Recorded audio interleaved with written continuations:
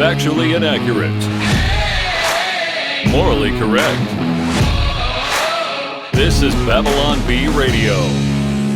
Our top story. Authorities responded to a Level 5 event in Boca Raton after Ben Shapiro casually strolled through a Whole Foods market, resulting in the death of thousands. The popular political commentator and founder of the Daily Wire had a, quote, hankering for some peaches, say survivors who witnessed the horrific event. He walked in like it was no big deal. Like he wasn't the Jewish face of white supremacy. Wailed Julia Lacrosse, a 23-year-old twin-spirit dragonkin who had been shopping for her cat. I could feel it in my bones, as if I was being triggered. Like he was raping me by just being on the other side of the store. According to sources, hundreds in the store that day dropped dead as Shapiro walked by them. Others fled the store in a panic, but their escape would only be temporary. Whole Foods was only the epicenter of what turned out to be a massacre along a 3-mile radius. Chaos spread down the streets of the once peaceful city. Distracted drivers pancaked into each other, driven by a maddened panic that invaded their hearts. Metal tore through flesh and bone, glass shattered, and there arose a great cry throughout all Boca Raton, such as was not like it before, nor shall be like it again. Whole Foods has since apologized for the incident with a heartfelt tweet in which they stated, quote, "We are very sorry. Ben Shapiro visited our store to buy some food. Though we do not control his actions, we take full responsibility for the thousands of lives lost."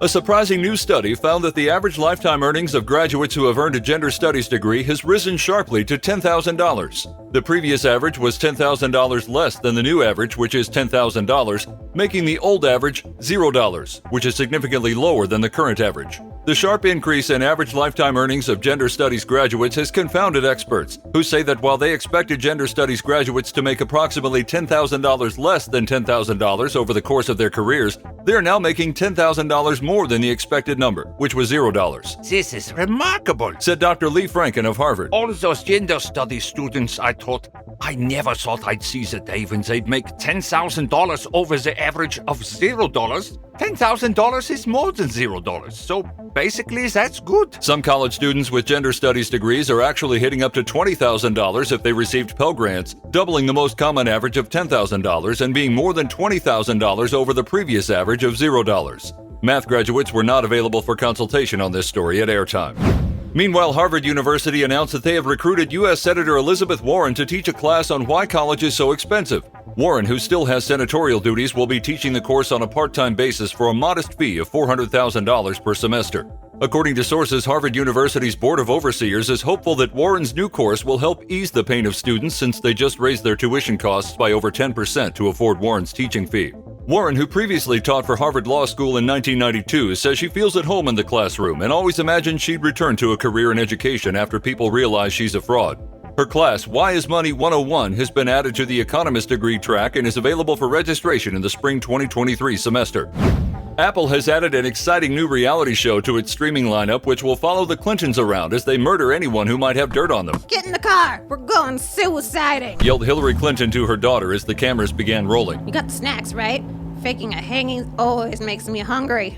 Bodies are so heavy. Each show will follow the Clinton ladies as they track down and kill someone who could possibly turn on them. Watching them assassinate people is like watching Michelangelo paint the Sistine Chapel, said cameraman Jan Blagojevich. They're absolute masters at their craft. Every week, you get to see a new way that the Clintons plant evidence to frame the death as a suicide or a lover's quarrel. It's simply breathtaking. Also, I'd like to state for the record that I have zero dirt on the Clintons, and I never have, and I never will. Producers hatched the idea after seeing the ratings Clinton scored with her hanging of Jeffrey Epstein. If you look at the demographic breakdown, Epstein's murder was nothing less than a crossover smash, said Apple showrunner Corey Gates. This show has true crime, politics, everything. The best part is at the end of each episode when you get to see how the news reported on the apparent suicide. Oh, hang on, I'm getting a call. Looks like the Clintons are on the move again. At airtime, reporters on the ground say that show producer Corey Gates and cameraman Jan Blagojevich sadly died when their car exploded from a faulty spark plug. According to sources, fan favorite superhero lawyer She-Hulk continued to insist to her husband that she is, quote, fine, while literally turning into a green rage monster. No, really, I'm okay, said She-Hulk as her skin changed color and veins burst out of her forehead. It's just, never mind, I'm fine. Why wouldn't I be fine? She continued, quadrupling in size from blind fury.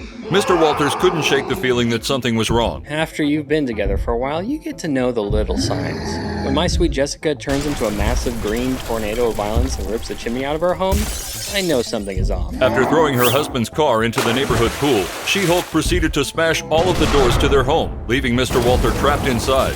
This is sort of her version of the silent treatment. She usually pulls away enough rubble for me to get out in a few hours. Unless she calls and talks to her mom, in which case I might be here a few days. Better check and see how much beef jerky we have. At airtime, She-Hulk continued to insist that she had perfect control of her emotions, and that the Nissan in the pool was just something, quote, you wouldn't understand.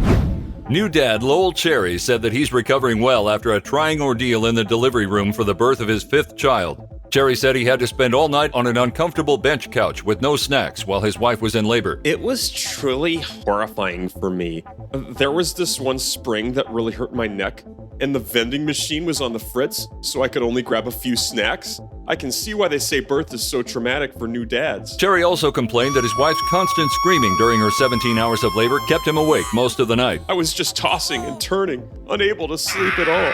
I finally had to get the nurse to move me to a private room. Friends of Cherry have set up a GoFundMe campaign to help him recover from his traumatic experience. Donations have been pouring in from concerned fathers around the country. Cherry says he'll probably use the funds to purchase some new golf clubs, as his game will undoubtedly suffer with another newborn around the house.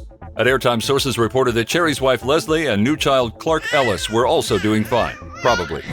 A rescue party going through the wreckage formerly known as the First Baptist Baton Rouge Nursery found an ominous note scrawled out warning, quote, they are coming. We cannot get out, read the note on the wall, hidden behind a mountain of debris. Here may be found the last words of Gloria, head nursery worker. Said lead rescuer John Mayfield, who told his team they must move on quickly and cannot linger. Just then, Mayfield spotted a tattered diary amongst the remains. They have taken the play school kitchenette and the second coloring station. We have barred the craft closet, but cannot hold them for long. The ground shakes. Sugar moves in their veins. We cannot get out. At that moment, one of the rescue team members' phones rang, playing the Paw Patrol theme song full volume. The team winced in fear at the shouted name of every pup as the worker desperately tried to silence his ringer. Fool of a Smith! I can hear that call from miles away. To volunteer for the youth group skate trip and rid us all of your stupidity. Moments later, the rescue team heard them. The drums.